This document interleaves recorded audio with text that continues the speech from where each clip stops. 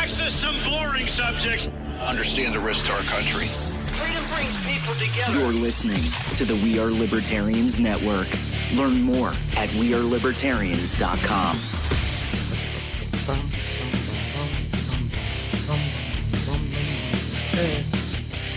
Go, Remso. Welcome to the Chris Spangle Show. I am not Chris Spangle. I'm your discount Mario Lopez, Remso W. Martinez. And today we're jumping into some crazy stuff. Maybe not crazy. Unless you think China's crazy. All that and more on today's Chris Spangle Show from the We Are Libertarians Network. Warning. This show is for adults by semi-adults. Keep going? So the language is sometimes strong and offensive. I don't know what I said. Welcome to the Chris Spangle Show. Our goal is to help you sound smarter while talking to your friends. If you struggle to understand politics, we explain it from an independent, libertarian point of view. With all of the irreverence it deserves, we toss out the screaming heads, put people before political parties, and give context to the news to make you think. Now, here's our host, Chris Spangle, a 15-year veteran of politics and media. For fuck's sake, Harry, go. We can't hear the bumper. Oh.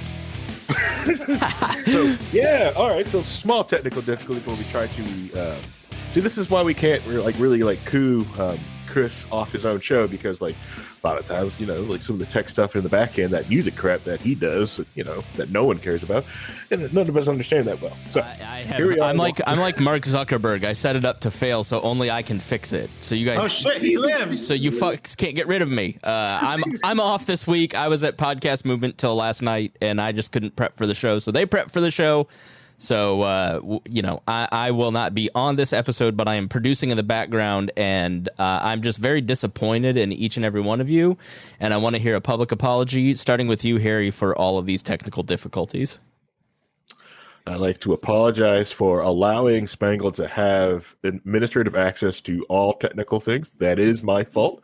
I probably need to spend more time for a wall so I can kick him out so he doesn't have that much power. So to the fans out there, it is my fault. I'm sorry. So like I said, let me finish the introduction of the show. Hi, my name is Harry Price, here on the Chris Spangle Shows. Yes, Chris is not here because he spent all night getting better for us, so it can make everything better and make great connections. So, but joining us here on the show today as we talk about why China is, that butt munch over there in the corner and why communist regimes fail, we also got, I'm going to introduce by seniority, so I'm going to introduce Remso Martinez. Remso.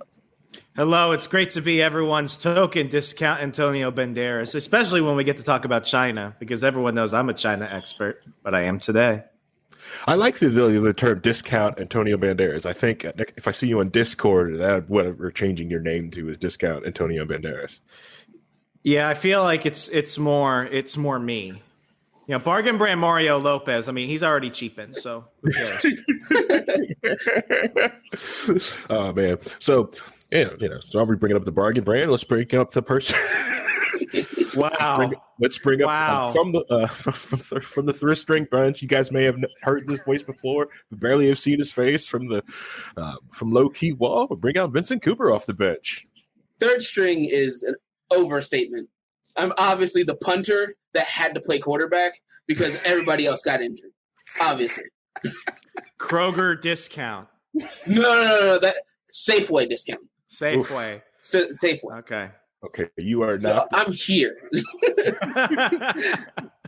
It's more of, hey, we need you to do this show. It was like, okay, what is it about? I'll tell you at 10 o'clock the night before. Okay, I guess. I'm here. Welcome to the Thunderdome. Okay, all right. If I'm honest, I did ask producer Paul first, but he apparently loves his family members more than us and would not delay his trip to go see his dad. So, yes, I'll admit that. Okay, all right, that's fine. And I asked him afterwards, okay? But his dad could come on.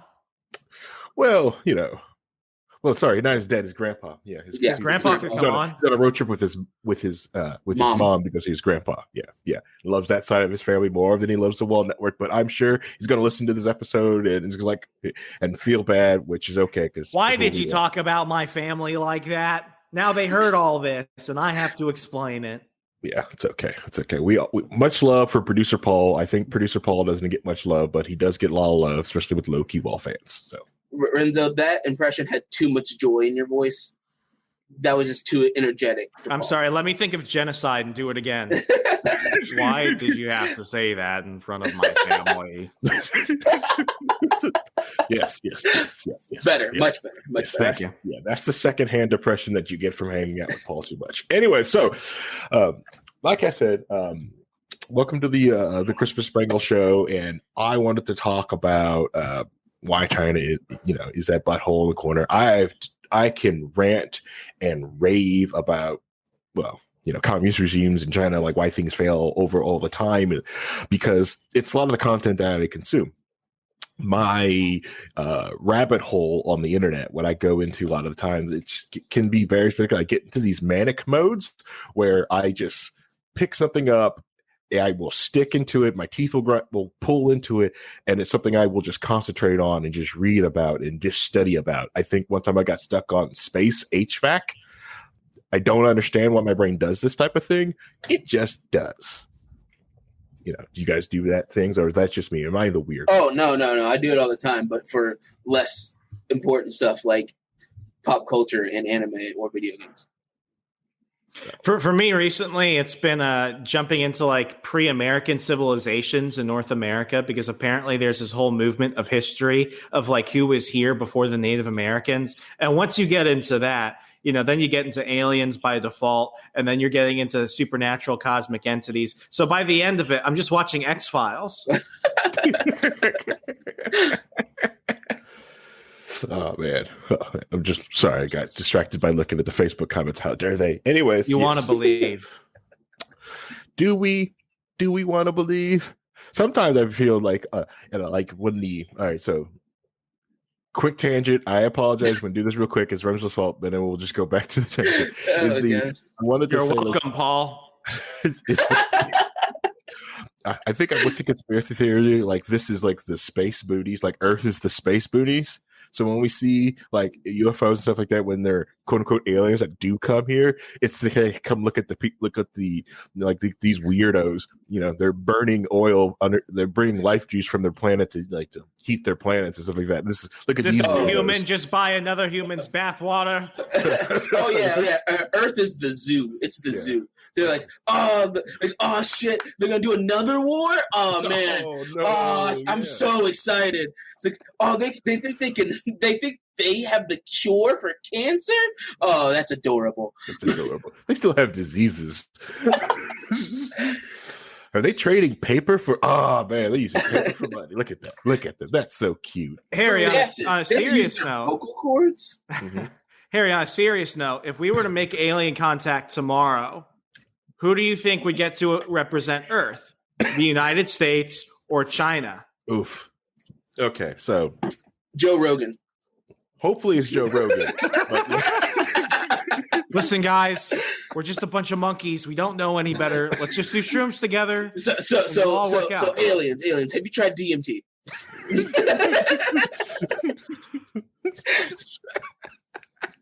Oh god, I'm just seeing this alien with this blunt in his mouth, like, oh, aliens. Anyways, yeah. Chris is somewhere. What have I done? What have I done? Who I've given the keys to the kingdom to? Anyway, so yes, yeah. So in a sense, you would say so if someone came to the planet and you're like, okay, so what country has the most people by population in control? They're obviously like the biggest empires. I should probably go talk to them. So yes, it would probably be either India or China, because they are countries which have over 1 billion people in it. Yes, they completely dwarf the United States with all 330 million of us estimate. Because it fluctuates, and who knows really how many people live in the U.S.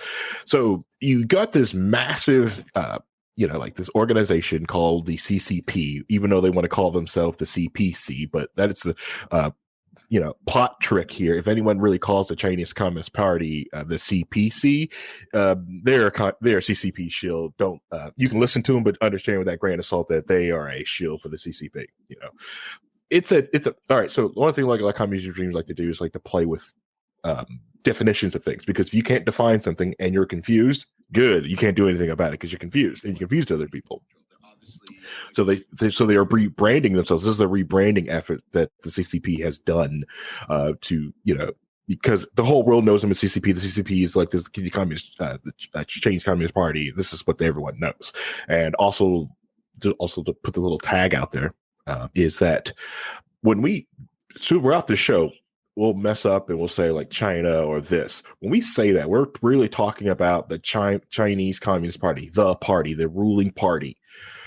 The people of China are great people. They're an amazing people. If you meet someone of Chinese descent in the United States or anywhere else in the world, they're awesome, amazing people. They will help you out. They're great people. What we are discussing, what we are hating on, is the CCP, the Chinese Communist Party. That is the corruption. That is the pain point of the Communist Party in China. So, where did this all start? Where did this all begin? The Chinese Communist Party started with a lot of interaction with the other gigantic Soviet communist regime, was from like the Soviet Union, and there was a small faction actually in China early on, in the 1920s in China, before they didn't really get that much power at the time. They were just a small political element, and how they gained power was when Japan's empire came through into China. When Japan took over China and most of Asia, but unless you had a good history teacher, you probably didn't know that, all this other things that happened in the Asian theater during World War II is that Japan. Well, here's what you learn about World War II in school.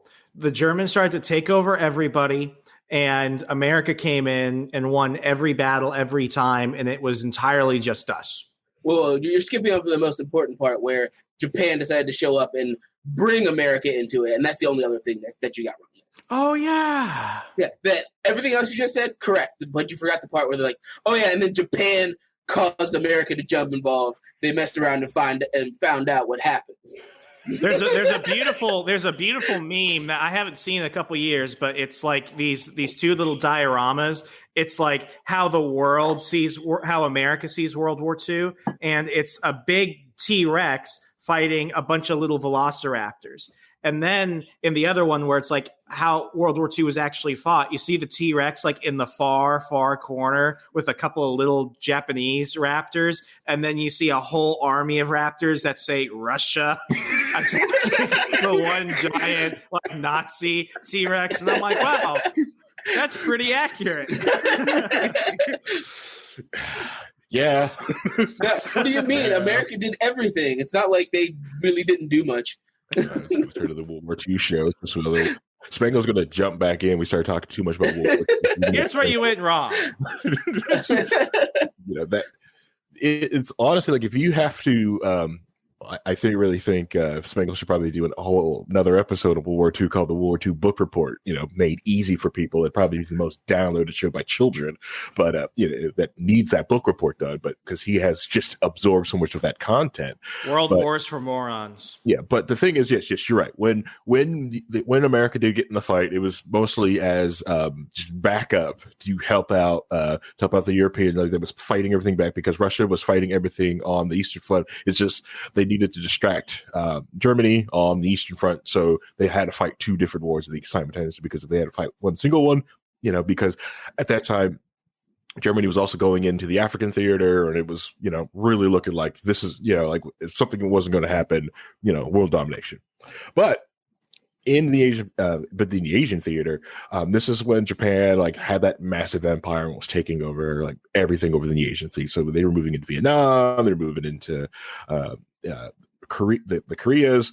Japan was taking over just about everything in the area. This is why a lot of, also in China still, and certain, not much Korea anymore, but a lot of people in that area still have a lot of Japanese hate. There's a lot of that, and it's going to be shown. I have jumped ahead, and I apologize. I don't mean to bury lead. I will follow and trace back.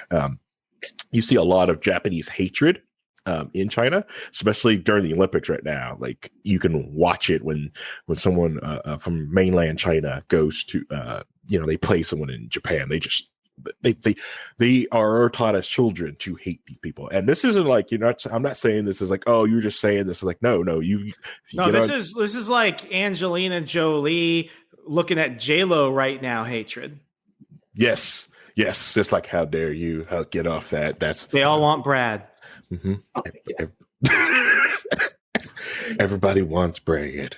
It's okay. Anyway, so back to so at that time, so the Communist Party was there biding its time, getting different people. Mao, I think even before the whole thing was Mao got arrested because they were just trying to gain power and footholds and arguments and even revolting against the Japanese occupation forces.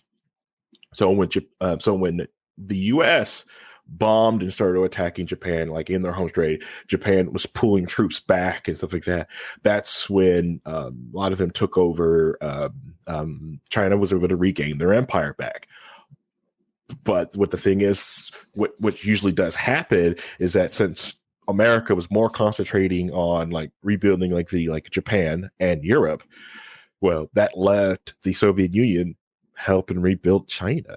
So that's why. So the Communist Party inside of China gained a foothold, gained strength, and just sort of took over thing. And that's when you start hearing about how Mao got into power. Now the cultural revolution, all that red stuff, that happened afterwards. So he became in power, and some things were getting disillusionized because once you got in power, you had a lot of the intellectuals and the people who helped him getting power. They also was trying to, we'll check him. Hey, you said this, and this isn't happening. Or did you really mean kill 1 million people, or were you just having a day? Well, that's the thing. Okay, so the 1 million people thing, in Chinese, or that's the famine and all the starvation that happened to them, and out of that kind of dumbfounded a lot of the leaders, because beforehand they had so much food, and that's the one thing that they were before the famine. They were gorging themselves on food. It was food everywhere. People were wasting. It was food. the breadbasket of Asia. Right. It was everything. But and then certain policies started to do things to start to corrupt and mess with China. One with the one of they wanted to increase their agriculture efforts, and then they were upset that the sparrows, were eating the seeds and stuff like that. They're eating seeds and destroying crops. So they had they gave a policy out, which unintended consequences of you just help because you just want some sparrows go. You want to just control the sparrow population, kill all the sparrows. But they eradicated the freaking sparrow population. So what happens when you eradicate all the birds that eat bugs? Well, you get locusts. Yes, let's destroy our natural cycle of life. Yeah. So once know what the plants need? Mondo. Yeah. So the electrolytes. It's what the plants crave. Yeah. So the lack of birds in China is still a huge, massive issue. That's most of the birds in China. When they first got birds to help bring back some of the locust population, those were actually imported from the Soviet Union. That was a gift from the Soviet Union. That they got so they can have some birds to fight back some of the locusts. Then I think Laowei 86, famous YouTuber, he spent 15 years in China. Was talking about has that famous campaign going on as birds don't exist in China. Prove me wrong. Give me a photos of birds in China because they're just aren't birds. And people were like, look, I have a photo of a bird. I found birds, but what they realized, these are domesticated pet birds. Yes, in China, they have domesticated pet birds because people don't see birds all the time. You get to come see birds, feed birds, but only feed birds from their people. So you can feed birds from them with their approved food because they don't want anyone attracting and taking their birds. This and a lot of people oh, it's because they ate the birds. No, there are no birds. They'd eat them if they, if people needed food, but that's not how they've been gone and are gone. So. Do you want to say something, Renzo? Oh, no, I was just going to say a really great cultural archive if you want to see post World War II Chinese relations with the world is Fist of Fury of Bruce Lee, because Fist of Fury of Bruce Lee is all about all these colonial powers coming into China. I'm sorry, it's pre-World War II. So it's after World War I, it's pre-World War II. And what it basically shows is China as they're developing this revolutionary fervor to push out the colonists, to push out the capitalists and everything else. And it's really a piece of propaganda. Like, it's a classic Bruce Lee kung fu fighting film, but if you really like pay attention to the story, it's about a man fighting imperialism. And that film, when it came out in the 60s, it almost wasn't shown in Europe and North America. And that's why if you read the dubbed version, they take out a lot of the Chinese propaganda that's in there. Like in the Jet Li remake, Fist of Legend, they put a lot of it back in there. Like, for example, you have the term the sick man of Asia. That was a term given to them by the British. So throughout the film, and I think that version of the film takes place like days before the Japanese invade China. It's one of those situations where it's like, this is a revolution that's based off economic inequality, that's based off racial inequality. It's all these things coming down. And I think the issue that we as Westerners have is that we want to go ahead and look at China through our view of history, but we don't want to understand where they have come from. And I'm not saying that, China's on the right side of stuff. I'm absolutely not saying that. But what I am saying is that what has happened over there has been happening for more and more years than just when Mao took over. It was always going to happen with or without him. And that's the troubling thing. It's one of those big energetic moments in history where it matters less about the person and it mattered more about the ideas that are being pushed out. That's the dangerous thing about it. Yeah, correct. Yeah. And I like you bring up the racial component, because a lot of people's like, well, what racial component is like, it has to do with a lot. There was massive racial size when it comes to China, because like the ruling class of China right now has to deal with it's the racial component. Like, most people, when they see quote unquote a Chinese person on TV or something like that, they're seeing Han Chinese. Like that is like one of the main faction of China. But there are times in like that's why like this whole, like, when you're trying to explain to someone like, hey, these Uyghur Chinese, like Uyghur, what is that? What are you saying? It's like, this is a different racial sect inside of China that is being persecuted, just like one of the same way with the Tibetans or the what is it? Sorry, these Chinese words are like hard. Taiwan. Well, Taiwan's different. All right, so Taiwan is mainly political, because that's where not Ho Chi Minh. That's where other guy, it's Mao, and what's his name? Chiang Kai-shek. Chiang Kai-shek ran to Taiwan. Yeah, I learn words. So Shao Kahn, no, and the Lin Kuei came in. Okay, all right, all right. Let's stop that. Oh, anyway, wait. So yes, so Taiwan. Why this is important? Why I feel like I'm going to jump to go this. I was going to explain. I plan on like explaining Taiwan, because that's the main thing. Like, people have to understand what the hell Taiwan is, and if you're not Reinhold old, you have no idea why Taiwan has any. Like, so if you're like if you're a millennial, most people don't understand what Taiwan is. That's not fair. He has an autographed Bible from the apostles. Yeah, it's fine. Okay. Oh man, he wasn't supposed to show you that yet. Anyways, you want to see the Holy Grail? Oh, you chose the wrong cup. Turns into dust. It goes back to the song, I will never drink with Reinhold again. But no. All right, so Taiwan. It's important because when the Communist Party was taking control, well, of course, if you have money and influence and you're massively like the 1%, you got the heck out. So, and that's what they did, because China did control Taiwan. But what happened was, when the communists were taking over, that made basically a coup of the government. They left mainland China and went to Taiwan. They took the Navy.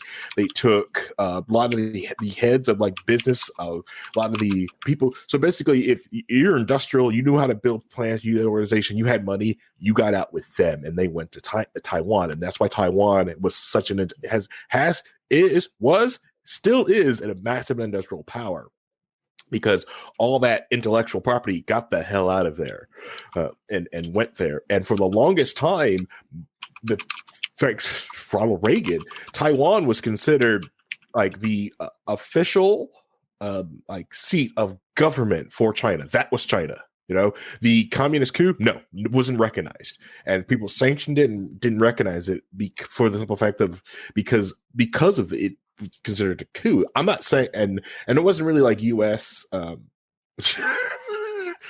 Spangles, ridiculous thing in the chat. I don't know if you guys see that real quick, but like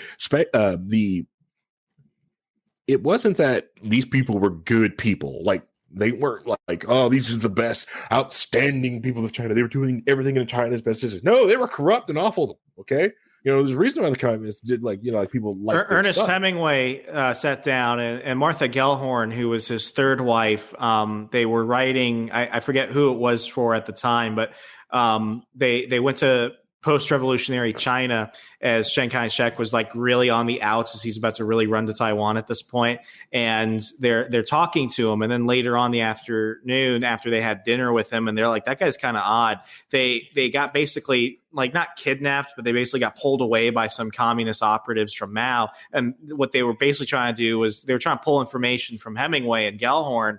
And at that point, they start basically saying, you might not like us, but Chiang Kai-shek, all those gifts he gave you at dinner, all the stuff that his wife gave you, those were made by blind child orphans. You want to see them? And they would go and take them to basically like these slave camps where like these disabled children were basically creating weapons and stuff for Chiang Kai-shek's resistance. Mm-hmm. And it was one of those situations where, and I do not know, I can kind of say it like, Hemingway had a lot of communist sympathies.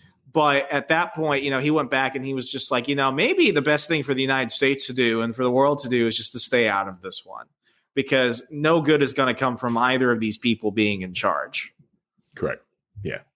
Yeah. And allow the people inside those countries to see that pain, feel that pain, and try to revolt on their own.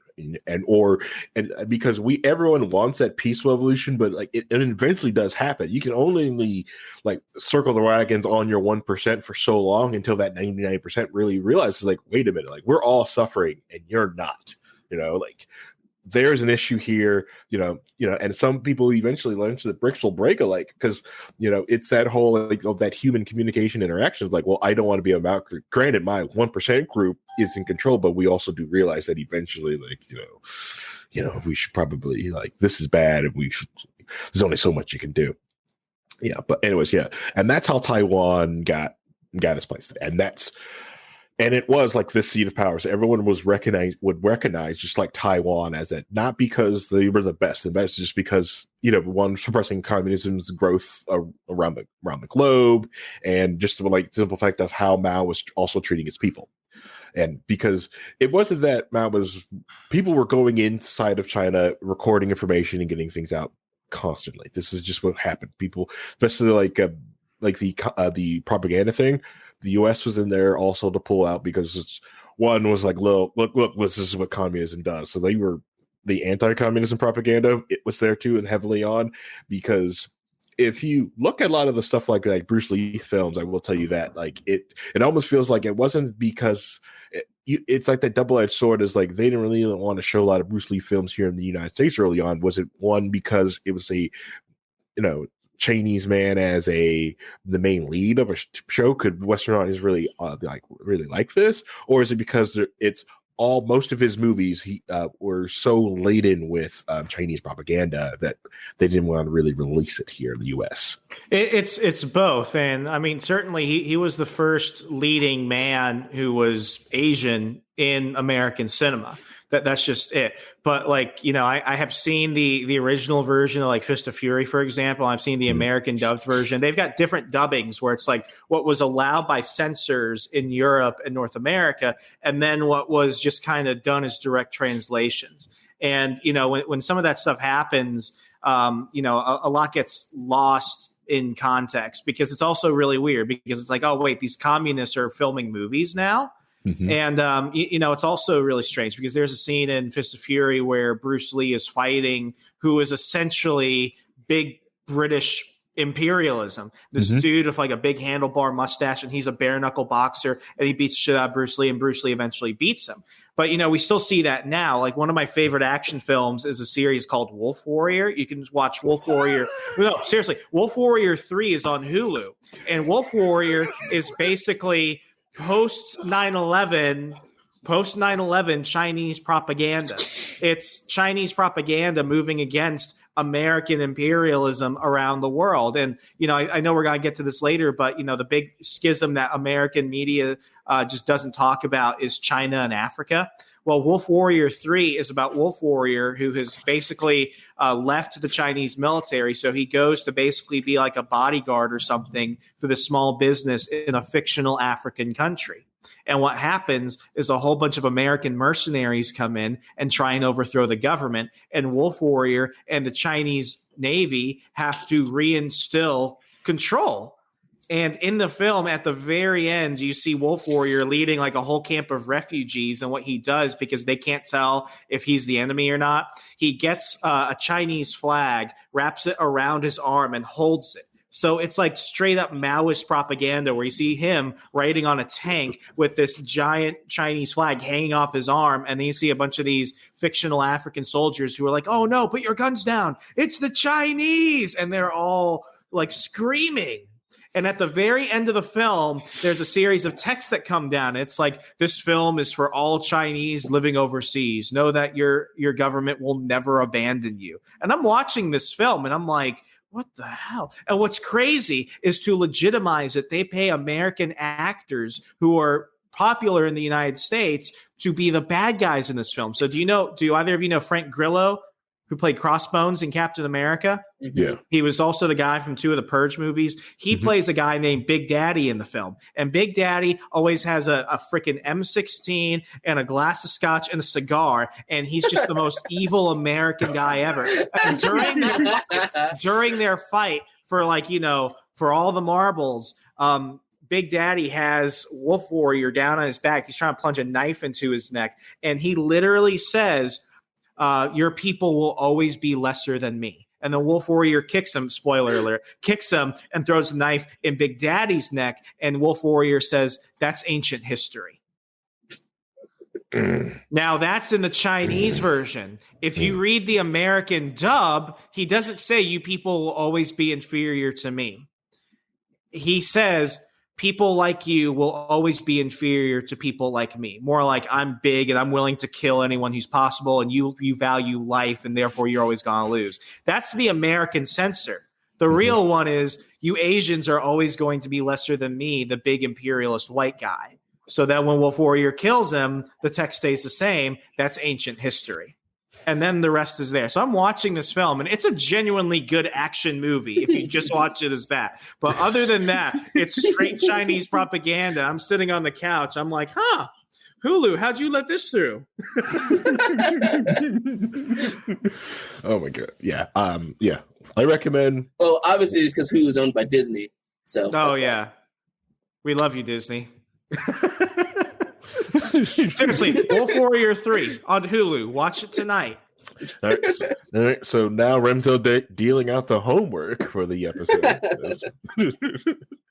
But no. Yes, watching Wolf Warrior will also let you understand, because we have to go into that too, because the CCP, modern day CCP, has been conducting what they call Wolf Warrior diplomacy. Yeah, so it's the exact same style, and this is where it derives from, watching this circle of propaganda. Oh, this makes so much sense now. I didn't even know that part. The movie, so perfect. The movie created this thing called Wolf Warrior propaganda, so be aggressive like that. So this is what we have jumped history, but it is okay. We're all over the place. It's okay. We are. That's ancient history. Anyway, so jumping, what is it? 80 years of China's history. Mao comes to power, and then Wolf Warrior 3 on Hulu. Just jump. Let's just jump real quick. Nothing in the middle. Oh, yeah, nothing happened. Stuff never happened. Anyway, so because there's several different points that Remso touched on, and I've got to I want to touch on. You gotta untie that knot. All right, because this is what China actually does. It's like that Wolf Warrior diplomacy. So what they were trying to do is to come after and talk big, brash, and basically trying to almost bully the other countries. Like, look, we are awesome, we are amazing, and they do this to smaller countries just to see what they can get away with. Like And they've done it to different countries in the Asia Pacific. Now they have messed with three different countries like this, and they've had two different things. Like they've done this with the Philippines, and the Philippines, they've had different elections, and their modern president was sitting there said he was trying to push back, but COVID has weakened his stance, which is unfortunate. We're talking about Duarte? Yeah, in the Philippines. And then he was famous for saying that, I'm going to I'll get on a jet ski and I'll go fight, I'll go fight China myself, He also said he has the cure for gayness. Okay. Not a hero. Not a hero.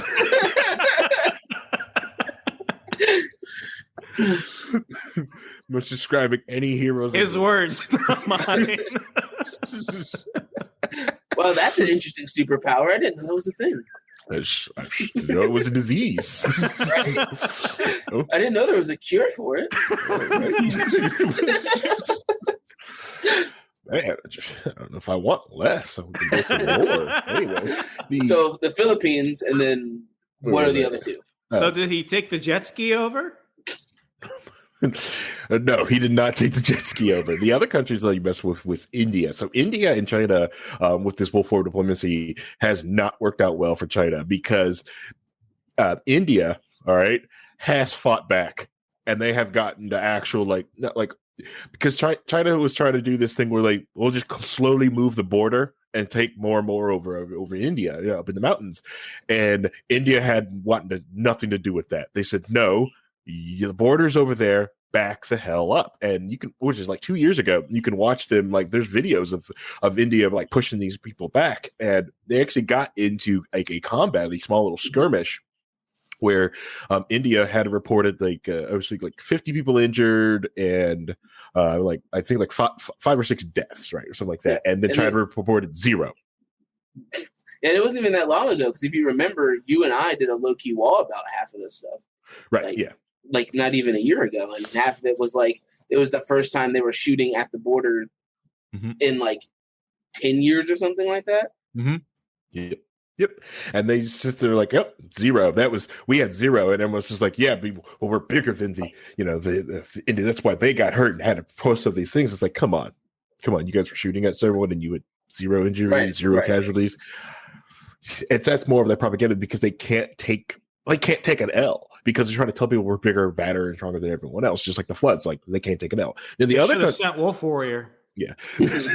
Well, yeah, that propaganda with Wolf Warrior, you could sit there and rip a Japanese person in two with your bare hands. That Wolf Warrior propaganda movies have gotten huge in China.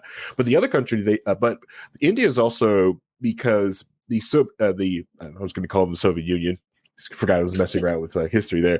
Russia, seeing this, doesn't really want China also to be the major player in the Asian Pacific.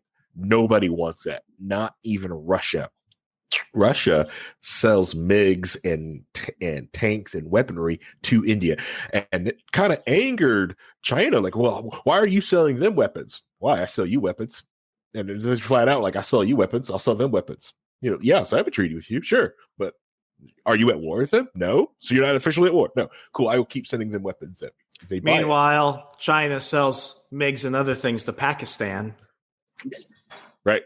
Well, yeah, because it's that whole thing. If no one has an advantage, war won't get started, and that's the main reason. You see these small skirmishes because no country has a clear advantage over any other currently right now.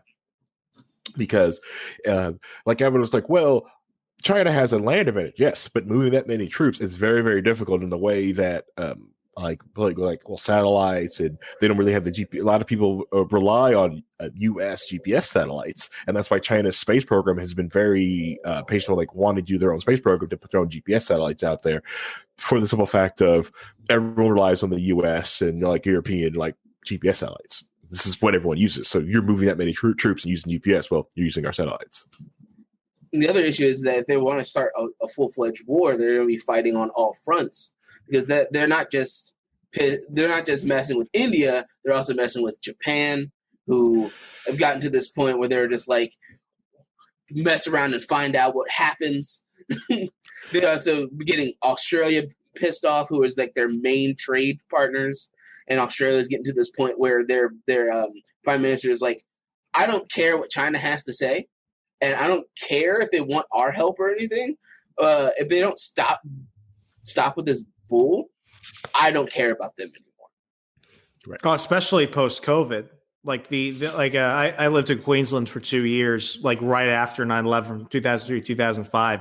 And I always saw the Australians, they're not pacifists, but they're largely pacifistic in their foreign policy, except when you look at like the invasion of East Timor because they thought they were going to take over the Western territories. Then they get there, they're like, oh shit, we started a war. And now it's like, look what you've done to us economically. Look what you've done to us in terms of the international influence space and everything else. It's like, this is unforgivable. So me watching this from a lot of my Australian friends who I can pick up on the news from, it's one of those moments where I'm like, well, I certainly didn't see this coming. I mean, you poke a bear enough, then the bear will attack you eventually. Yeah, now they're like, fuck around and find out, mate.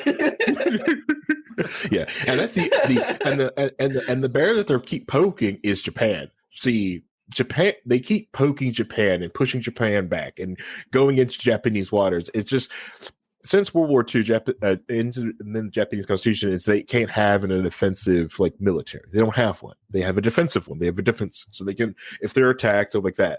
And China keeps poking them indirectly and directly. One, by pushing their fishing territories into Japan and encroaching on their fishing territories. They like to build these things, these artificial islands. You can look this up. These artificial islands, where they build these artificial islands and then claim ownership of the artificial islands. And with international law, you own 200 miles out of your territory island.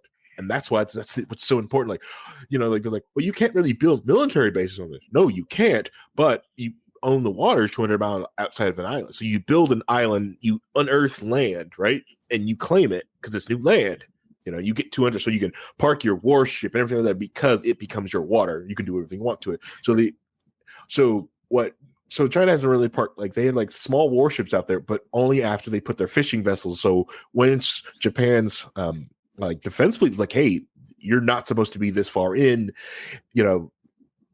because they do it anyways. Anyway, so they have been poking Japan, and Japan's actually almost at the breaking point. Their former prime minister had to step down because he was sick of cancer, and they have basically had the new chosen prime minister. He even came in like, hey, like if China keeps messing with us, we're going to change our constitution and get an offensive military. Right. China was just holding warships just right outside of Japanese waters for like, I think it was like 200 days in a row. Mm-hmm. They just sat there doing nothing. They just were just trying to flex. And so, yeah, we got this. What are you going to do about it? And Japan is like, do you really want to know what we're going to do about this? Like, we've just been making anime and manga, but if you want us to, we will go back to our old ways. I remember in 2015 when one of their first sand islands really became visible to U.S. satellites. You had a Navy carrier send some jets out to basically surveil it, and they got contacted by some Chinese warships. And it was like a South Park episode. They're screaming, "It's like, this is China! Go away!" And it's just like, yeah, this is international water. You can't be here. And they're like, this is ours now. Go away! And it's just like, oh shit, like. Mm-hmm. This is bad. That was one of those moments where I'm like, who's going to shoot first? Right. Because you don't want to be the first. Yeah, because for some reason, like the U.S. news won't like we will not like cover any of this, at least in the light that like look, no, these people are being the a-holes in the situation. They're encroaching on this, and which really gets me upset is like, because you talk about seeing these artificial islands on satellites. Speaking of satellite, China's fishing fleet, right? Their little nautical navy of fishing fleets of overfishers, they have dumped so much human fecal matter into the Pacific, you can see it from outer space. Yes. I'm not joking. It's disgusting. It's awful. It's disgusting. The things you learn here on the Chris Bangle Show. It is this and it's not like, well, like it's the ocean. No other place does this. No. Most people take it back with them and dump it at a port. You know, they take on dark water and they dump their dark water off. Okay, maybe they think it's going to be like the BP oil spill where all the oil just disappears. Oh, yeah. Or all they have to do is apologize and it'll be fine. Yeah. Could you imagine, like, it's so radioactive and full of just unknown shit, it creates like Shitzilla or something? Oh God! I do not want to see that. Oh, that's the terrible kaiju monster. It's the ooze. Nobody wants that kaiju. But like, and they're all right. So like, all right, just jumping over the place, and I blame Remso. Wolf Warrior. Blame Remso for this. But all right, so I'm going to talk about this one thing real quick because this is going to take everybody out, and then we need to take like a quick break. Okay, one, I'm out of coffee, so I got to go grab some real quick. So what goes on is China's fishing fleet goes off into different areas, and they overfish. One, China has 1 billion people; they need tons of different fish. Okay, and people they're people who have money and they want food. And there's tons of them. And since it's more of a communist culture, they mismanage resources. So a lot of it gets wasted as well. So they're constantly overfishing. So most of the fish outside in China's fishing waters where they are legally allowed to fish, they've overfished. There are no fish. They're basically almost dead zones. So that forces them to go out fishing further. And now you're saying like, well, the ocean's huge. Yes, but they encroach into all those different Asian Pacific islands out there. They have gone by everyone's beloved Galapagos Islands and fished there. So everyone's like, not the turtles. Yeah. So your famed Galapagos, like, we're going to leave this alone. And most of the world have decided, like, we are going to protect the Galapagos. China says, F that, we're fishing there. We're going to eat those good things. Okay. So so even if you love communism, well, if you do, they're going to eat them damn turtles. Okay. All right. It's going to be awful. And this wolf warrior tactic, they do that to, they go to African countries, bully them, right? And because their fishing vessels, right, they have CCP members on their fishing vessels, so they're not technically military ships, but technically military ships. So you can't fire upon them or anything like that because you're firing upon the Chinese government. And they try to bully smaller countries because they're like, they can't do anything. And when we talk about it after we're going to take a break here in a bit, is the Belt and Road Initiative. So if you're indebted to the Chinese government for the Belt and Road Initiative, you also use that to influence so they can fish in your waters and overfish your waters. So like these ancestral fishing waters, which some African countries have been fishing in for like thousands of years. Nope, we'll overfish those and drain you with fish too. So, all right. Let's go ahead and take a quick break. All right. I don't know if producer, we don't have producer Paul, so producer Spangle, we don't hear the bumper, so I don't know if you're hitting the break or not.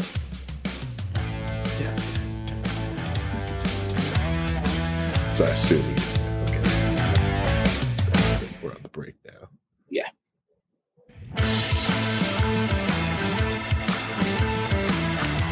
All right, so we're back. All right, so I went to go get more coffee, but this is the worst thing about cohabitation and marriage is they may drink all your coffee and eat all your bacon. Now, granted, she made the bacon. I made the coffee that when she drank all that. So I've got a funny story for you, Harry. So I've wanted to keep more focus on my blood pressure. So people watching the video version will be able to see I got myself a little fitness tracker to keep track of that stuff because I'm getting older. Mm-hmm. And what I noticed was when I got the instructions, they like most of these things come from China. We know it. But I think when I got this fitness tracker for $23 on Amazon, because I really didn't want to pay for like a real one, I noticed that like it was all like very broken English. So I'm like, wow, this is a little bit like, embarrassing for the most part. Then I downloaded the app. It's called the Run M Fitness app. And I'm like, what's the M for? The M is nowhere in any of the branding. Like, it doesn't make sense. Then I go onto the app, and usually it'll ask you what language do you want, and then you click English, obviously, if you're speaking English. Well, when I go on the app, like you have everything in English, and then underneath it, it's all Chinese.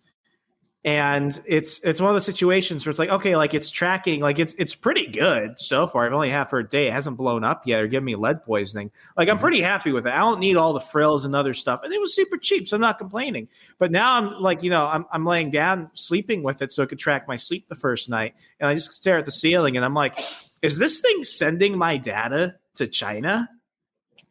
And long story short, at least I know what my blood pressure is. And so do they. So do they. So do they. Yes. Well, I'm black, so there's no point of tracking my blood pressure. It's high. Yeah,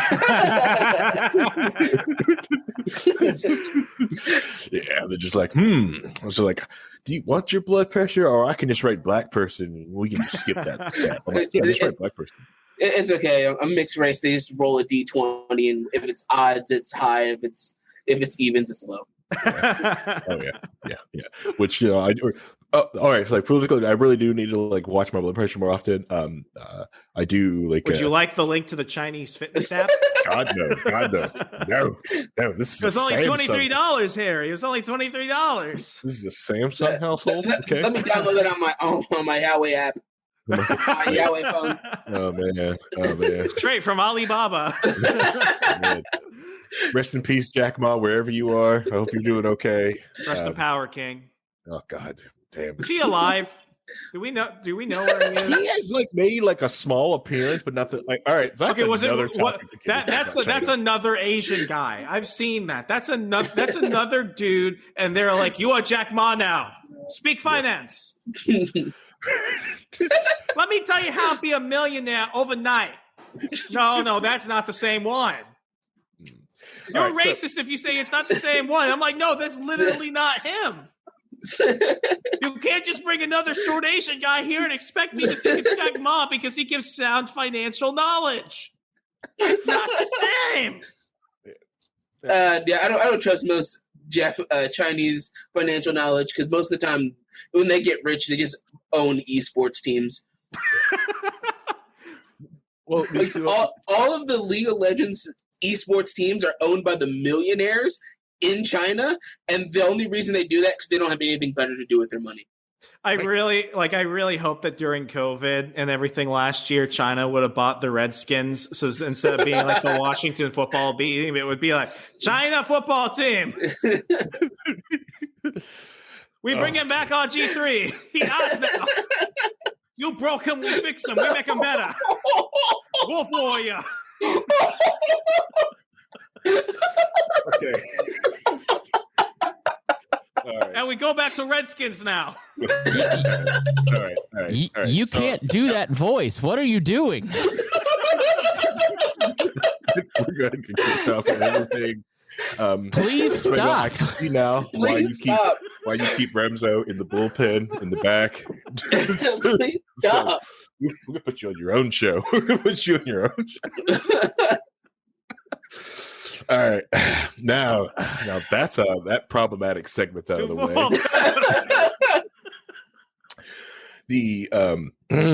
What was I? All right, so yes, a lot of those like Chinese documents like that, they're sending your info. I'm a quarter Korean. I can get away with it. So they're sending your information back to the government because a lot of people don't understand if you have a. Why does China want to know my blood pressure though? Well, not really your blood pressure. A lot of those electronics, like I'm guessing, it doesn't do it. It doesn't talk to the internet on its own. It uses something else to talk to the internet, like your phone, right? Yeah. So it takes information from that too. Mm-hmm.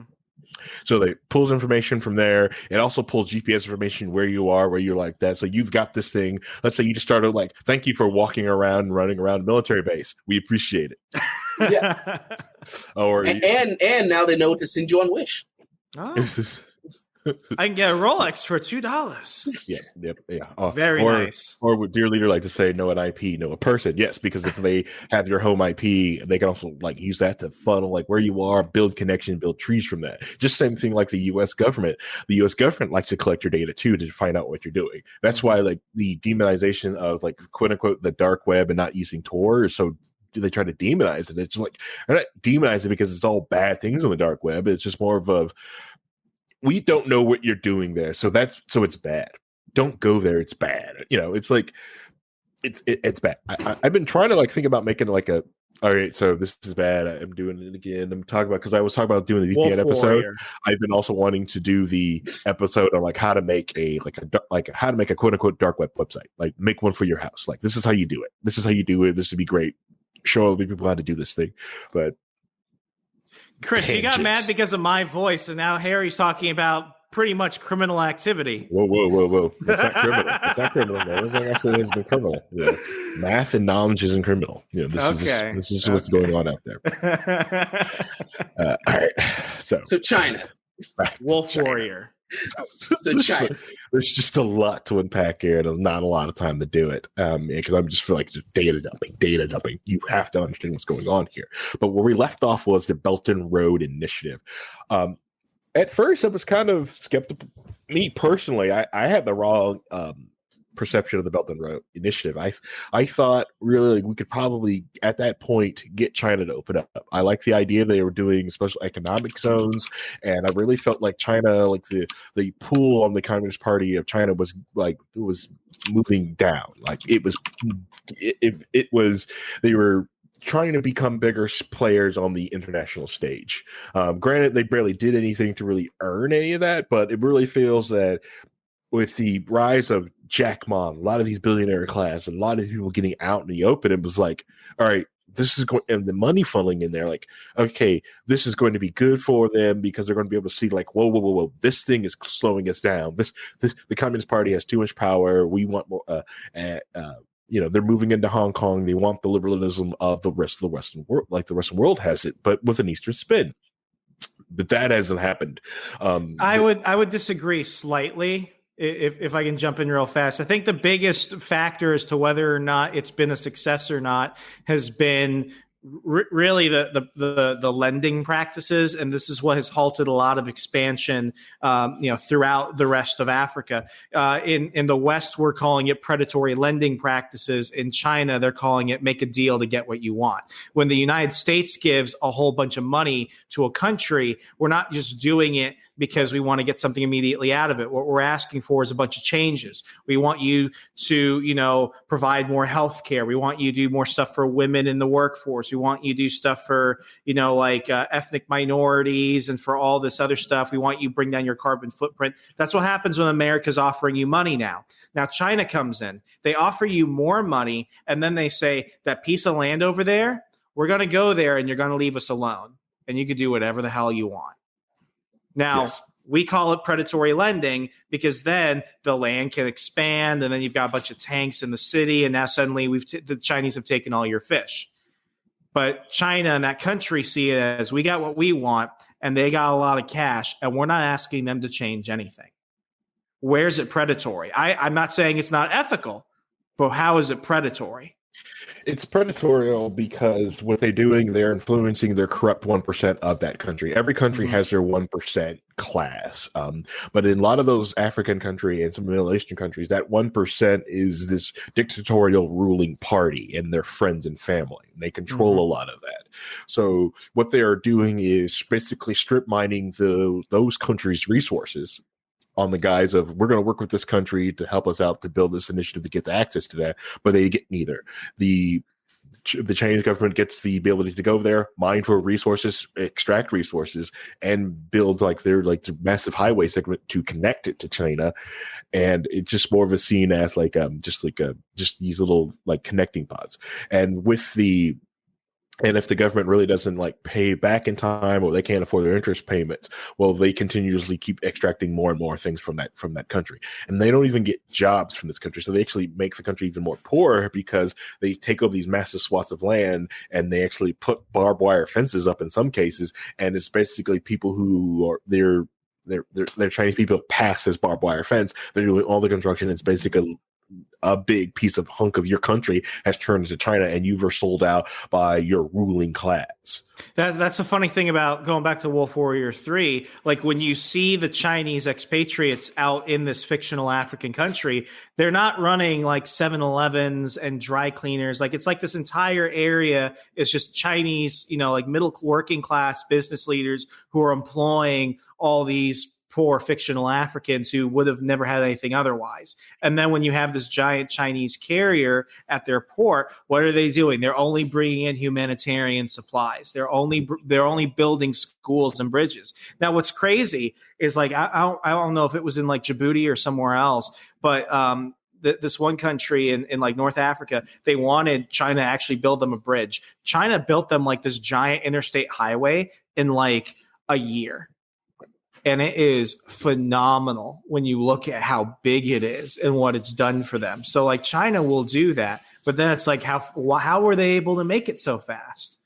You know, we look at that here in the United States. It's like, well, did the contractors and the subcontractors to get paid? Did they take land? You know, did they take land? Did they do everything environmentally friendly? China's like, you want the bridge? When do you want it by? Okay, here's your bridge. Don't ask questions. Yeah, don't ask questions. So there's a big cost benefit to the situation. So that's why when they say predatory lending, it's like if you know what you're getting out of it, and if you know what the cost of the deal is, that's your fault. That's not predatory. It's predatory on the aspect of like the other working class people in that country has no say in that thing. Like, yes, you're like, well, they can vote. Like, yeah, a lot of those countries, voting does nothing. It can get you killed. It's like voting in North Korea. Kim Jong-un gets 100% of the vote every time. Well, 99.9%. 99.9. Yeah, some people. He voted for his opponent just to make his opponent feel better. Yeah, then that person gets executed. But thank you for competing. Now die. Oh, goddamn it! Stop. It has to be 99% because he has to show how humble he is by saying that he didn't get 100% of the votes. Mm-hmm. Yeah, there's choice. Totally. But yeah, those people, and that's predatory on that aspect because it's basically their ruling class selling them out and moving out. But who are we to offer money at the same time and then demand so many changes? Because what we're doing is, not we, the U.S., what they're trying to do, they believe to do, is that if they give up this much cash, that those people will take that money and then try to do better inside of that country to help people out. It's the idea of trying to get it done without doing conflict, to make someone's life easier and better without the all like blood and guts and like the shooting and the rampant, like to get them to peacefully evolve into something better. It's not predatory because like they can choose to stay as is or they can take this thing. It's more of like incentivizing. This one is more of like we're going to make what you're brutalizing and being dictator, and we're going to make your, we don't care. Here's more cash. I equate it to like, French NGOs in Nigeria trying to teach Nigerian farmers to grow soybeans. What are the Nigerian farmers saying? We can't grow soybeans here. It will destroy the land. And the French NGOs are like, no, you just don't know any better. Grow some soybeans, wink. And then once the land is destroyed because they grew soybeans, despite what the farmers who have been there for centuries have said, they're like, oh, sorry, we destroyed your land. Here's a recyclable grocery bag. We're going to go back to France now and talk about how great this was. I think that's part of the ignorance. And I don't necessarily know if it's ignorance or just outright negligence for a lot of Western NGOs. And this is not in defense of China. But, it's like, 20 plus years trying to establish liberal democracy in Iraq. Maybe they just don't want it. Maybe it's just not going to work. And when we keep trying to instill this Americanization, I'm not saying that, we have solutions that are better than other places. I'd argue that we do. But when it comes to this, it's like it's not coming through the most effective ways. If it comes from the top down and not from the ground up, of course they're going to go to China because China's not asking much and they're offering more money. Mm-hmm. Yeah, and you're absolutely right. Not every country is going to be the like a Western democratic country or a representative republic like the U.S. is. I would argue that Rwanda is one of the most like successful African countries, especially coming out of the Rwandan genocide. They're one of the most developed. They're one of the most competitive. They get no credit for that. Because we look at their growth and because they're still not up to like an American level, we think, oh, they have so much room to grow. They've grown a lot in 3 decades. Yep. They also, now don't get me wrong, they also have a very good relationship with the United States. I'm not saying we haven't played a positive factor in that. I think we have. But, that had to come through reconstructing a country in which the current president, and people have criticisms of Paul Mugabe. I think I got his name wrong. I think his name is something else. But either way, like they have criticisms because he's been in power ever since. But it's also like, there aren't like massive like death squads in the street or something like that. Like he's nowhere near an African dictator. Right. Yeah, and a lot of which we do see, especially like in South Africa. South Africa is basically almost on the verge of becoming Paul a failed Kagame. state. That's his name, Paul Kagame. Yeah, but you're absolutely right, because as you even see here in the U.S., some people they like authoritarian like regimes. They like it. They like it. They want it. They want to fit in, and they want to be told what to do. This is part of the human condition. Some people want this thing. And easier that way. Yeah, and I think like with the U.S., I think like Remso's probably hitting on something. Like I think the best thing the U.S. could do with their money is to make the U.S. better and make it easier for people to come here. I think that want that people who are yearning to free and want to break away from those regimes, we made it easier to get the hell out. I think you might be hitting on something. I think probably both are. I think you've changed my mind. Like, yeah, both seem predatory. Because you're basically just enticing to get someone to do something, even like one's just has the best of intentions. But when you put artificial money into like any type of economy, you basically steal from the people who are there trying to become entrepreneurs inside that country. Yeah, then to play devil's advocate against my own point. Like, I think people, and I use some of the terms like American imperialism and stuff like that. Like there is a distinct difference. Like, we're not going in and we're not completely like, destroying their fish population. Yeah. We're not completely going in and setting up like little America in these places. For the most part, and people can argue with me about this, we are very equitable and very diplomatic. You might not like the fact that we've got big military bases there, but when you compare us to China, we're really holding back on our potential. Because if we wanted to take from these places, it would be very easy. And that's one of my criticisms of Donald Trump, was not selling statehood to different countries. I'm so mad. I'm so mad he didn't take Greenland by force. No, sold it to the people of Greenland. Like, listen, you want to become a state? This is what you get. There you go. The great deal maker failed. Can you imagine, like, especially like, get Venezuela become? Oh, we are on a super tangent right now. Man, anyways, I'm just saying, we sell Puerto Rico and we buy Greenland. Right. Sell Puerto Rico. Make Puerto Rico McDonald's Island or Marriott Island. Let me get back to China. Amazon Island. But before I get back to China, I want to discredit France real quick, because France is asshole. France is one of the biggest asshole European countries out there. Yes, they may have pulled out of colonization of Europe. They are still taking money from African countries because they get first rights of all mineral things that pull from there. Fuck France. Every time someone I bring up how France is, everything, like, fuck them. Sorry, I swore, but like, oh my God, F France. Anyways. Tell me how you really feel. So China. Wolf Warrior. So the Belt and Road Initiative uses the same thing with the Belt and Road Initiative. Like they've also been moving into this thing called pharmaceutical or vaccine diplomacy, and using the Belt and Road for it to move around their quote unquote vaccine. Because don't forget, like J&J, Pfizer, Moderna are not the only vaccines out there on the market for this thing. China has their own. Now their efficacy and their effectiveness. I mean, wouldn't you expect according to China, it's very good. Wouldn't you expect the people that created it to also be the people that could cure it? Whoa. That's we don't know if. Oh, I'm sorry. How about we look at where it started, Wuhan, and let's see where in Wuhan will we go for the source? Maybe the coronavirus lab. Maybe we should start tell that to the Umbrella Corporation, the T virus. I'm not saying I haven't seen Raccoon City in a while, but I haven't seen it in a while. There it is. Oh man! All right.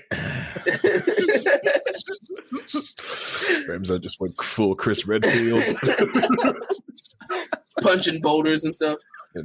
Anyways, we don't know that for a fact. If that it started that, it is just seems. We should ask them though. We should go to Wuhan on a wall-sponsored trip and go to the coronavirus lab and ask them, "Did you guys create COVID?" All right, so tangent number 32. There's not in Chinese propaganda when people talk about China, they will say this thing like if there was any in the chat, like because like they would see this thing and see me talk about this, right? That China would have said something like, well, come here and look at this. Come here and look at you. How dare you say that? Come here, look at what we have and say this. And there are some of these things which are from the Chinese translation are called white monkeys. So they take Westerners to come to China. They pay them tons of money to that go sounds around. Racist.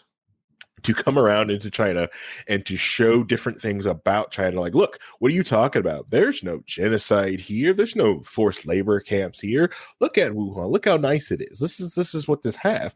But what they do is they personally caretake them over to like certain areas, and they're all there at the exact same time. So if you watch their videos of these people, these shills, these GCP shills on YouTube, you watch, they're all around the same time. They're all the exact same people. This is all of a staged act, a play put on. So people who are casually observing of all this are like, oh, there is no genocide. Yeah, they do that. The Center of Virology, this place is doing fine. They're not doing anything bad there. It's that show, that play they put on. It's just like that. That's the criticism. Come here, show like, which most Americans like, fine, I'll go there. I'll bring my cameras. And when some Americans do that, they try to get there and showcase things. They get their cameras destroyed, they get deported, or they get disappeared. There are people who went over who went to China because they said, "Come here, look at this," or have been disappeared. I've seen them ever since. Right. ADV China's podcast, when they went there to their the tour of northern China, they're missing 2 people. They have not seen. They have no idea where they are. They haven't seen them. Did they go looking for Jack Ma? Jack Ma. So this guy that we keep Remso keeps bringing up, putting things on different tangents, and dear leader had just said that we have moved into 2015 wall standards. Thanks, thank you, thank you. All right, so Jack Ma, people's like, where I've heard this name before. Who are this person? The Jack Ma is the Jeff Bezos of China. He basically helped build this site called Alibaba, which basically is just a clone of Amazon, but in China called Alibaba. It helps you serve like a lot of different things. If you find something cheap on Amazon, it's like $5, but it looks identically to like 10 different items on on Amazon or this other product. It is because Alibaba, you can buy different things. So like, let's say like your mouse, like my little Razer mouse that I have here, right? You can find on an exact clone of it. Well, not this one because Razer stuff is made in Taiwan, but you can almost find like a clone of a mouse like this on Alibaba, but you have to buy like 50 of it because the factory in China, right, that builds these things, well, they'll do off-cycle productions and they'll build these things and they'll sell them on offline Alibaba. So you can get almost the exact same product with a lot less quality control done. Lot less. But here's the crazy thing though. Like, for a lot of these businesses that are owned by Alibaba, who are part owned by the CCP, like they don't run off the idea of generating profit. What they care about is sales and influence in other markets. So like I'm a big watch collector. Watch collecting is an expensive hobby. There's a brand of watches, and I'm not being paid to shill this, called Pagani Design. It sounds sticky when you think about it. Pagani Design creates luxury watches. And when I say that, I mean, I'm not just saying they look like it, but the specs are there. Like, let's say you want something that's a Rolex equivalent. It's going to come with a sapphire crystal, a ceramic bezel, stainless steel. It's going to keep amazing time and look just like a Rolex. And that watch is only like $90. So before I really knew what, and I was getting it through like the American subset AliExpress under Alibaba, I was getting these Pagani design watches. And then I looked more into it. I'm like, wait, these things are mass produced with only the intention of destroying the Swiss watch market. That's the only reason why they're doing it. It's not because they're going to make money off of it. It's not because they want to compete in the watch world. It's because they just want to go ahead and do it to do it. Mm-hmm. To shut it down. So they become the only place to get these watches in the future. And then, yes, I'm not into watches. I'm sorry, Remso. I like plastic Casio watches when I do wear watches. You want the $23 Chinese fitness tracker? I'll send you the link on Amazon. No, I see that. I've actually seen some of those on Woot. I was like, oh, this is new. Why is this so cheap? Oh, China. Oh, nope. Pulling out. And another good example Another good example is that China likes to make a lot of in the gaming world. If the game isn't owned by Tencent, they like to make a lot of games that are similar and put it on mobile, and then it pulls down all the other games that are like that. So now a game that is big and popular is now a clone of a clone of a clone of a clone of a clone.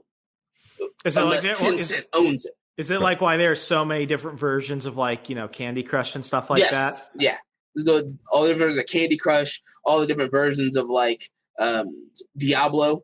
Mm-hmm. They have all those the mobile Diablo clones, and they're like a clone of a clone of a clone of a clone, and they all look the same, but they're there just to lower the market down, so that way once their big companies decide to release something that's connected to it, that gets all the eyes on it. So Tencent owns League of Legends, which is the biggest esport currently running.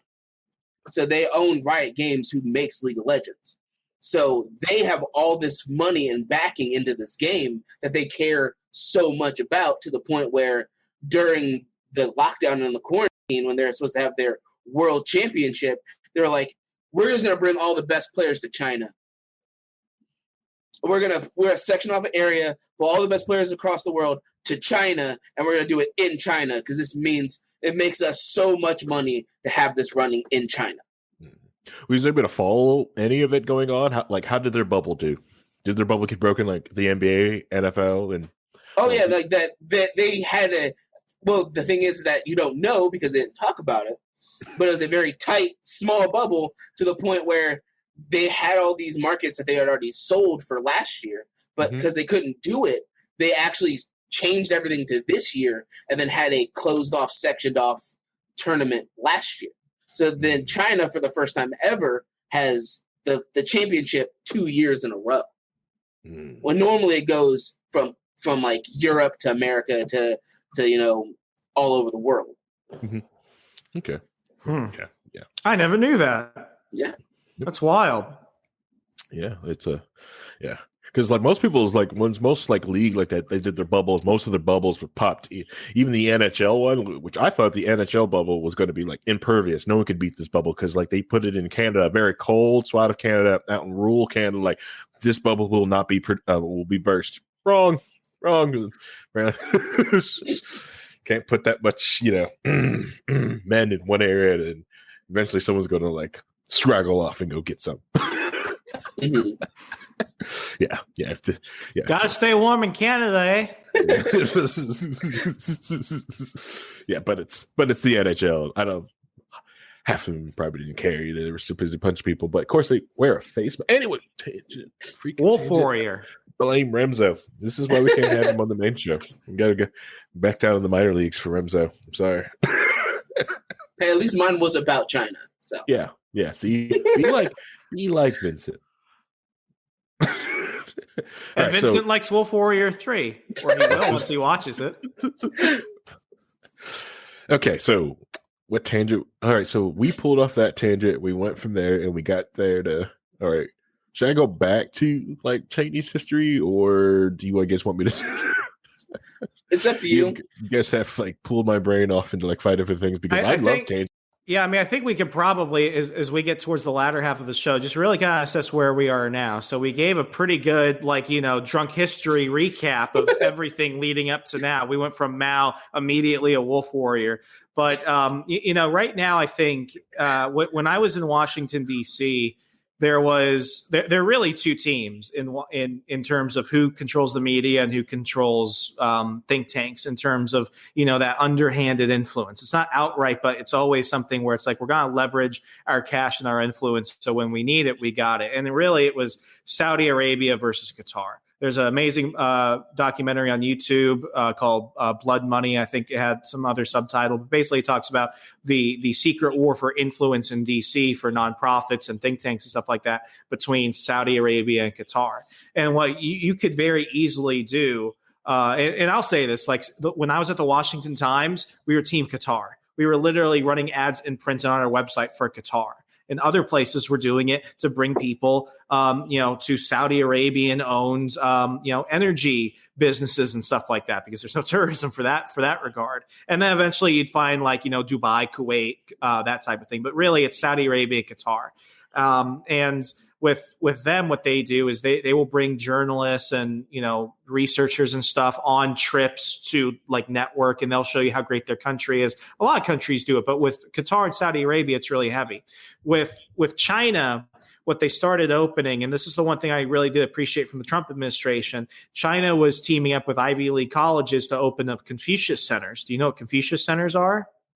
Confucius centers are basically Chinese Chinese think tanks that are supposed to create relations with other countries. So they're research based, but what they really are is they're an outward representation of essentially Chinese propaganda. And what these Confucius centers were doing is they were hosting these events and stuff, and they were basically grooming reporters from many TV networks and other very popular publications to essentially write pro-China pieces. And then what they would do is they'd be like, oh, we read your piece. That's awesome. How about you come and be a speaker and we'll pay double your speaking fee? Well, I don't have a speaking fee. Okay, pick a number and we'll double it. So Trump was actually like, this is like we found people who were spies. We found people who were trying to steal information from the colleges that they're based at. So Trump was basically like, we're not giving any public funding to that. And in some cases, we're going to outwardly shut them down if we catch spies here. But these Confucius centers are all over the country. They're all over the world. I think in the U.S. they're dwindling, but like that was a big issue.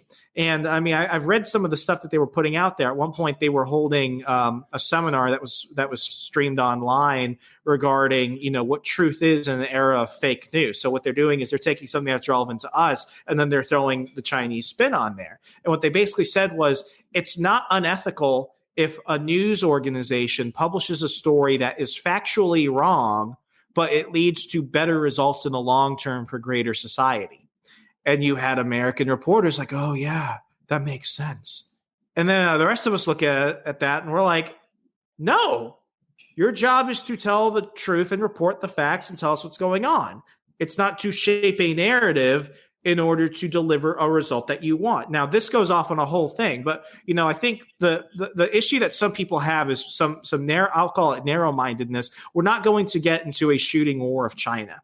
It's going to be a war of will. And because of how our government is set up, where every 2 years we change who's in charge of multiple branches, and every 4 years we change who our president is, we go through a lot of that uncertainty. And to a large degree, that's what makes a lot of countries scared of us, because of that uncertainty, because they don't know who's going to be in charge. Like to go from Obama to Trump to then back to Biden, I mean, who could have really predicted that? But with China, because they don't have that, and because they have such an ironclad control of their government and their country, they can play a long game. Mm-hmm. And they will, when it comes to a test of wills, theirs in terms of just a long-term plan and the means to achieve that is something that is going to be a constant challenge for us as we really decide whether or not we're going to continue to be a global influence. All right. See, like Wolf Warrior. I was like I used to be in that whole camp on like China's like has all this long game thinking. This is like long game thinking. Up until like I really like I look into it like from a different aspect of it. I don't see the long game thinking on a lot of it. I see there are a lot of short term fixes that somehow make it. But they're all short-term fixes. There's a huge amount of corruption inside of there. So like, and I think everyone's long-term fix to most of them is to get the money that they're making and get the heck out of China. And that's what you see a lot of their 1%ers are doing. That's why like the whole like Tencent and buying property like and stuff like that, they're getting the heck out. A lot of Chinese millionaires and like their millionaire class have bought property in the US and other countries so they can get citizenship and get some of their family and that cash out of there. Because while it's still and they're still in China, that money can be zapped at any time by the CCP if they say anything like that. Jack Ma was taken down, disappeared. This is a billionaire. They're Jeff Bezos. They're Elon Musk. This is like Elon Musk or Jeff Bezos coming out, or Bill Gates even like saying like, you know what, I'm discrediting the president, and then they're disappearing. Like a lot of people like to say like the U.S. government was fascist, they can do these different things, but they wouldn't touch a millionaire. The CCP has. Jack Ma basically posted is basically like just a small picture of a meme. It was like, if you burn all the books because you fear what is in them, you will be overthrown later by illiterates who couldn't read those books. Like, so it's just coming. Something just nonchalant. And no one could tell what Jack Ma was saying with that thing. And the CCP was so afraid that he was talking about them, disappeared with way too much power. I mean, he had one of the largest Instagram accounts in the world. Like, even though a lot of people might not have heard of him, like, he had global reach. Right. Mm-hmm. And he was trying to inspire entrepreneurs and doing things outside, even outside of China. Right. He's, you know, like it was almost like his freedom when he was doing. It was like, okay, maybe China is changing. And I remember some other like finance investing, you know, influencer type tried going after Ma, and he's like, well, you know, if you support Jack Ma's a communist. And Jack Ma responded, yeah, I'm Chinese. Everyone is a communist. You don't have a choice. You're all part of the Communist Party if you want to live. Mm-hmm. And that's all he had to say. Yep.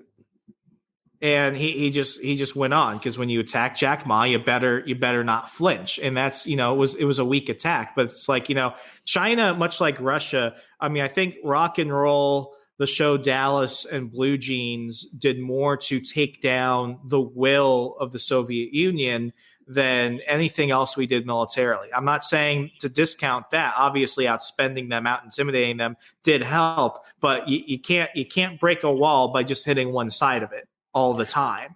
Correct. There was a lot of those cracks of things coming in and coming out. I think that's the other thing. Like, that's why the CCP does heavily controls the internet and internet access inside of China, and that's why so they can't access this. So like no one in China can see like Facebook, YouTube. They don't have access to the thing. So when you see someone inside of China and they have access to these Western social media sites or like our sites like this, that is either, there's only like two different ways that they have access, right? Maybe a third unknown magic way, but the one is they work for the CCP, and that's their job to be out there and out speaking about it. This is what they are doing. They work for the government of China, and this is what they're doing. Second, they have money. They have the knowledge to get past those filters and censors. So there are some people out there, like Naomi, Real Sexy Cyborg. She just has the knowledge to get past all of it, and she's very protective of herself because she understands that, you know, like she gets too big or they find out where exactly she is, they'll zap her right out, or just pull, or like she instantly becomes a shell. There are people out there that are like that. It's. So when you see them up there, like, oh, China's like that. No, that's a state-run actor, and it's astonishing, like, because you watch like on YouTube and like Twitter, like that none of them will get that tag. They'll never get that tag. Like, this is a series where like kind of like Russia Today or NP or not NPR, but the BBC. None of them are like, well, this is a state-run outfit. Like, nope, they won't put it there. But it should be there because of how the Chinese government does that. Because I bring that up to talk about, because some people will say like, well, how come the people in China don't like rise up and overthrow their government because they hate it so much? If the floods are so terrible inside of China and destroying their crops, there are no food, the buildings are crumbling, everything is bad. Why don't they do this? Well, it's because of this. They can't talk to each other. They're isolated. They're completely isolated. So when they're sitting in their small little province, isolated from everybody, yeah, you can travel between the provinces, but like you've got to have money to travel there. But they have no way to like communicate. There's no phones. Like, you know, some of them don't have the infrastructure to actually communicate like we can communicate as fast as we can communicate. So it's going to happen very slowly because there are small protests inside of China about what the CCP has done. It's building up over time. The CCP, this in the last year, wanted to change different schools because there are different ways inside of China because they value like this education in college, just like here in the U.S., higher than they do blue collar work. But since China, most of their economy and everything is built on this industrial, like we can build it, we are the manufacturer of the world. They need more people to do this, so they've been trying to flip that back, this shorthanded, but they've been building up college because they want to have more college grads to show off to the rest of the world. So they're in this weird influx, and what they were trying to do is mess with this college just to show it to all these people is like, okay, you went from being like degrees, but we're gonna give more blue collar workers there. So we're basically devaluing your degree to build up these blue collar workers. And they had protests, massive protests. Like, you cannot do this. We poured all this money into this, and and they really couldn't find police that will actually go in there to settle this protest out. They actually had to go outside that province, grab some people, and bring them in. I think the future is China in a large part. And when I say that, I'm not saying the CCP. I'm not even saying that's going to be something that results directly from the action of the Chinese government. I think largely what we're going to see is a rise in Chinese expatriates overseas that have a large access to capital, as well as good relationships with the West, as well as with the CCP. And they're going to basically be the unintended leaders of where China goes internationally, because it's why China, for the most part, is largely capitalistic in a broad sense to that degree. And they know that, with the world changing, China has never been so fixed to orthodoxy that they're not willing to change what they believe in order to justify the actions they take. Now, at the same time, we're also dealing with the government that said, okay, Christians, here's your new Bible. And it was a Bible that was censored and re-edited to fit that of CCP ideology. Let's be serious. They're still not the best people that you want to be friends with at the end of the day.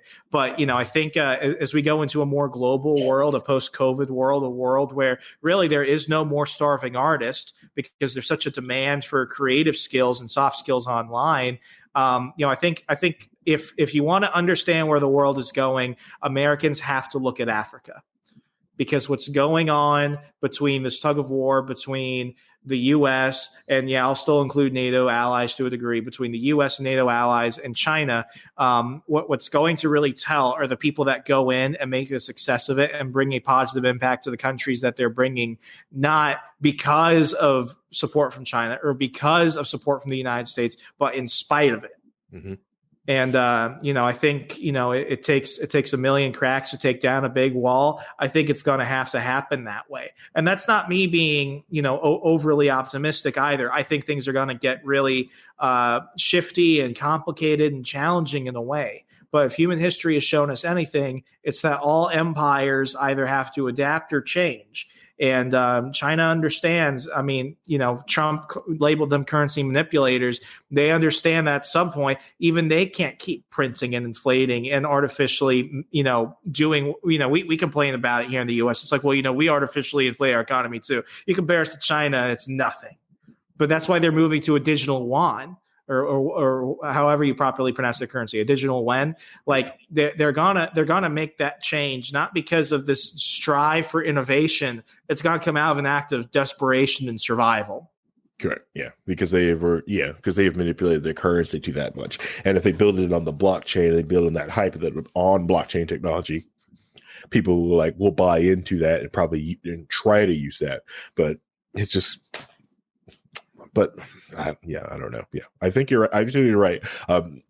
With it's just going to be the showdown, and this is what's got me a little bit worried about going into the future. I like doing future speculation because I always get scared. The great empires are probably going to start coming back. So when China took over Hong Kong again, and India going back and fighting China again, I'm like, man, what if Japanese Empire came back and the British Empire? Now that UK is not part of the EU, what if Britain said, screw it, we're the empire again. We're going to go back after. We're going to get India again. They're messing up with COVID. Let's take that back over. Let's take Hong Kong back over. I think that's got a point of diminishing returns, though, because now we live in a world where land is not the most valued thing, and now it's access. Mm-hmm. That's why I think the space race is going to turn into a space war. China has developed a spacecraft that's basically like a satellite battering ram. Mm-hmm. And it's like, once you start doing that, I hope to God they never do it, because you get into a space where you start taking out the satellites, we're not going to be able to do the Saturday show. It's going to be really difficult. But at the same time, it's like, just look at what China has done in certain sectors, whether it's e-commerce, gaming, et cetera, even films. Like, I've been bringing up Wolf Warrior this entire time. When Wolf Warrior 1 came out, it was the highest grossing action film globally. And it only had access in China and some parts of East Asia and Africa. They didn't even need the American market for that. Usually it's China and the American market that are the biggest driver for ticket sales for movies. Yet Wolf Warrior did that without that. They made more money than like the entire Fast and Furious franchise combined. So, I'm not a doomsday sayer or anything. I always think you should leverage a little bit of your skills and your finances to prepare for the worst situations. But, with this, I'm still saving cash, despite the fact that cash is more of a liability now than it's ever been in my lifetime. I'm still investing regularly in the U.S. stock market. I this is a nationalist thing, but I really do plead that people, it's like, invest in America, really do. Like you want to invest in the American stock market. And at the same time, it's like prepare for this global market. At one point when I was a freelance copywriter, I wasn't the best in the world, but I had a constant flow of clients coming globally. I did website design and copywriting for clients in Australia, Malaysia, India, Tunisia, which was crazy, Mexico, Canada, Switzerland, because when you throw a net out to this giant global economy, you're going to be able to get clients. It's an abundance mindset. And, I think China understands that in some ways, despite the fact that, they will always be their own greatest enemy, much like it's the same way at the U.S. We will always be our own greatest enemy. But, the future is more dangerous. The future is more complicated, but I don't think it's going to lead to, the Armageddon that we're predicting within our lifetimes. I think things will get harder. But if we can identify this now, understand it, accept what we can't change, and know and have the wisdom to accept what we can change, ultimately we're entering a strange new world. Yeah. I think Wolf Warrior. I think you've hit it there on the head. All right, so this episode doesn't get too 2015 wall classic. We're getting up to like a good hard limit, like hitting that. Basically noon Eastern Standard Time when Gunther starts wanting to go outside and go have a park and get really shouting. I don't know if anyone can hear her on my microphone running around the house, but she's getting to that point. So in the spirit of having a wall classic, I figure we go around the room and just say if anyone wants to do anything and talk like that. So let's just talk to Remso. If anything you want to shield, you want to bring up, or just something you didn't get across on the show, or something else you want to bring up.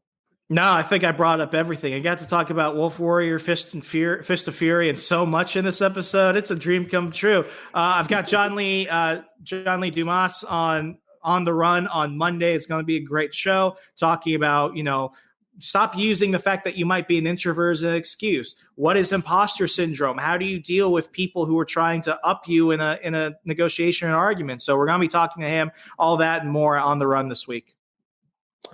Oof, imposter syndrome. Yeah, hope no one has that. Anyways, all right, Vincent, do you want to bring up anything?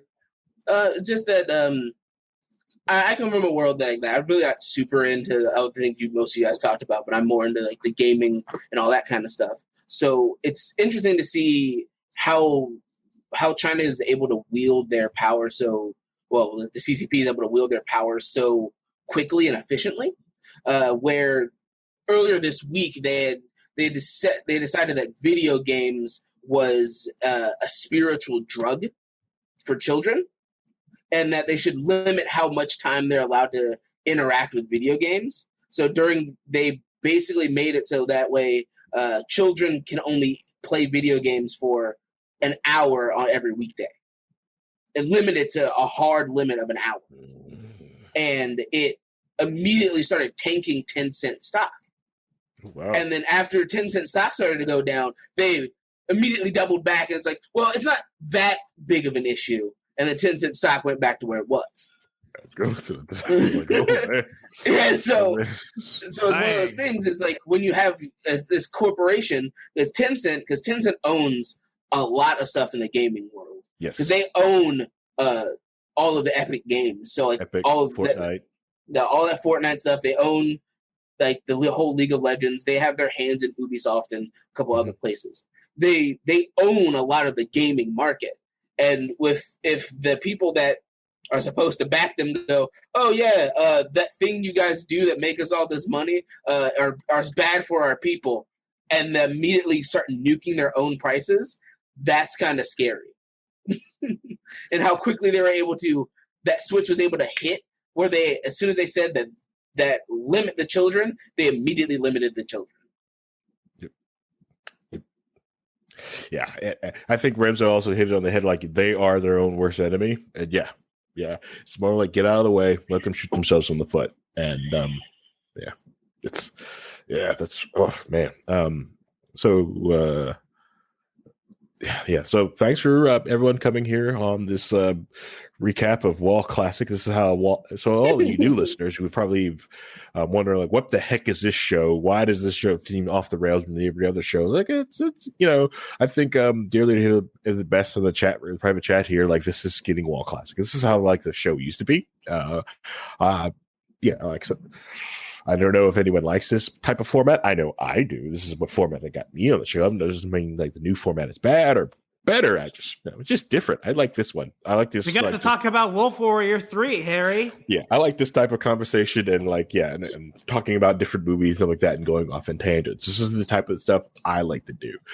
This is why I like, so if I ever like get not the time, but like when I start doing my own podcast, if you enjoy this format, please listen to that.